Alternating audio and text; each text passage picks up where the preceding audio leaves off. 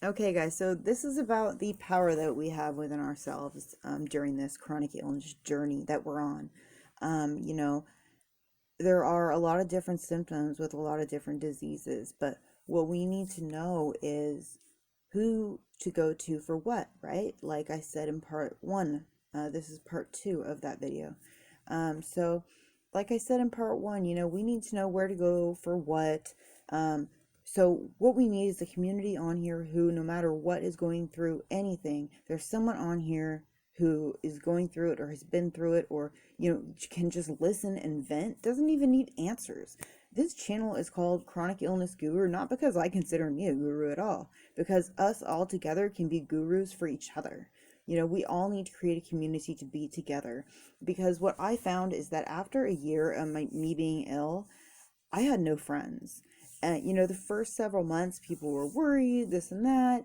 Then it got to be like a year, less people were worried. The more time goes on, the more people assume you're used to being sick, that's just how you are, that's well, Melissa's sick, how's she doing? Oh, okay, well, she was in the hospital, but she's out now. Da, da, da. Oh, okay, it's just kind of not a big deal anymore, when to us we wake up every morning to this huge deal. Can I get out of bed? Will my body let me get out of bed? How are my emotions going to be today if I can't get out of bed and I need stuff to do and I want to clean and I want to cook for my husband and I want to do laundry and I can't? I can't. I literally can't. We need people on here who, when I say that, can come to me and say, I feel you. I feel that all the time. It's horrible just to listen for advice, whatever you need. Be like, oh, I just need an ear. Think about how great it would be if we had a huge, huge, huge community on here and everybody could have an answer or a support or an ear for whatever they're going through by someone who can relate to it. God, that would be awesome. And I can't find that anywhere else. You know, um, what I suggest is trying to take back that power. When you're in the hospital, that dignity gets taken away from you. What we have the power to do out of the hospital, just one day out, is to take that back. Choose to take that back. Choose to say, I'm not in a gown. I'm not being given a bed bath. I'm not attached to an IV machine getting TPN that makes me feel like crap, or whatever your case may be, getting chemo, my treatments on Mondays, whatever, right? Um, our power is that we can have dignity again in that, before and after, but may not during. And we need to learn how to practice that, okay? That is huge for me, okay? The other thing is to give compassion to get compassion. A lot of times people think that you're used to being sick because you've been sick for so long. Let me tell everyone that I know you never get used to being sick. It's a daily struggle. Okay, yesterday I was doing fine. Today I'm a complete mess. No makeup, no, my hair's all messed up, but I'm me. I'm coming on here as me. And you know what? Take it or leave it, like it or not. It's Missy. That's me. We need to come on here and be honest, be vulnerable, be respectful in your comments, but please do leave them.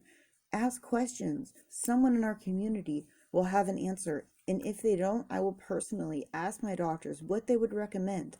I am not a doctor, but I can try what they recommend myself. And if it works for me, let you know that it works for me. And if it didn't, I will not bring it up and waste time on this channel. This channel is for information and support and love and respect, understanding, and just being there. Knowing that you have a place to go is amazing. If I knew that I had a place to go, where there's thousands of people who can say, dude, this might help you. Meditation may help you. Yoga may help you. Maybe lay in a dark room, take a short nap. You know what I mean? Take some melatonin. Whatever. This is what I do. I take melatonin to help me sleep, right? Or I take CBD to help me sleep. So those are just what helps me. Okay. So these are things that is personal to everyone.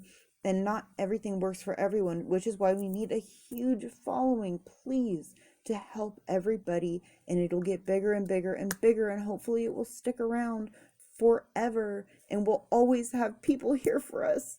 And sometimes our families and friends, they, whether they just don't want to deal with it or they think you get used to it, we never get used to it. Every day is a struggle. The pain never goes away, physically, emotionally, or mentally. The frustration is always there. Right now, during COVID, when I have flare ups, I don't know if it's COVID or if it's a flare up or whatever, it's terrifying. So there's a lot of things that we don't like to talk about. But I think a big, huge part of not having support and having to reach out to people on YouTube about it is, of course, number one, because we've been through it, right? Number two is because friends and family, they get tired of hearing it. They get tired of you saying, oh, I don't feel good, I don't feel good, I don't feel good, because they want to hear, oh my God, I'm feeling great, I'm feeling wonderful. So on my good days, I make it a point to call my dad and call my mom, call my loved ones and say, I'm having a great day. I just want you to know today's a great day, because I don't want to just call them when negative stuff happens. I think that's really important.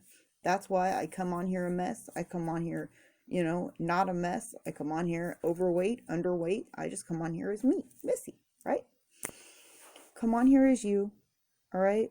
Let's share what we've been through. Let's take our dignity back every second we can and realize that we're not being controlled anymore. We are in control now, okay? Family, friends, they may not get it, but we get it. We get that the pain never goes away. We get that the fact that we're sick is a reminder every day. We get that my husband has to stay at a job that he, didn't plan on it being forever. The plan was I was going to go to school when he was working, then I was going to work, and then he was going to go to school. Didn't happen because I was going to school and I had to drop out of college because I got sick.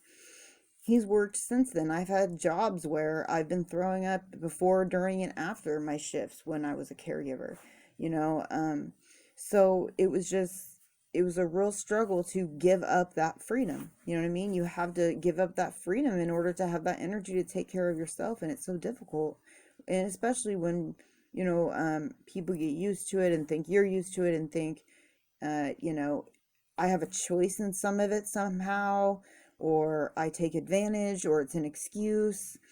Those kind of things really frustrate me, because if I could, I would just dust my whole house. I would vacuum my whole house. I would reorganize it. I would just, oh my gosh, I have all these decorating ideas and I can't do it because I can't get out of bed. And you know what? The way I deal with it is saying, you know what? It's a day. Now, in 20 years, is this day going to matter? No. On my good days, are they going to matter? Yes. So take advantage of your good days. Be compassionate to yourself on your bad days. Tell yourself what you would tell your best friend. Tell yourself, meditate. You are strong. You're beautiful. You can get through this. Just each minute, just breathe. You need someone to tell you that, right? This is the place for that. I really pray this is the place for that. That's my goal. It's in my heart. So please share, subscribe, check me out on Instagram. I'm at Your Chronic Guru, and I'm going to be posting pictures on there of surgeries that I've gone through and different things. I mean, we've all got hardware keeping us alive in most cases, whether it's a PICC line or a port, feeding tube, gastric stimulator like I have, all those, or a pacemaker, or it could be, a catheter, something different. But either way, no matter what it is, chronic illness is chronic illness. We all have to deal with it, even if we don't have devices. What I have realized, and what's really gotten me through, is I feel like this hardware in me, this port, this gastric stimulator, the pacemaker, the feeding tube, is to keep me alive and not to keep me suffering. Looking at it that way helped me a lot. So that's another example of a way that we can help each other. So please,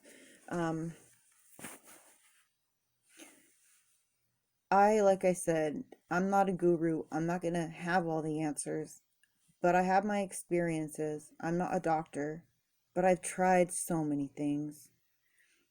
And I don't want anyone to have to go through that.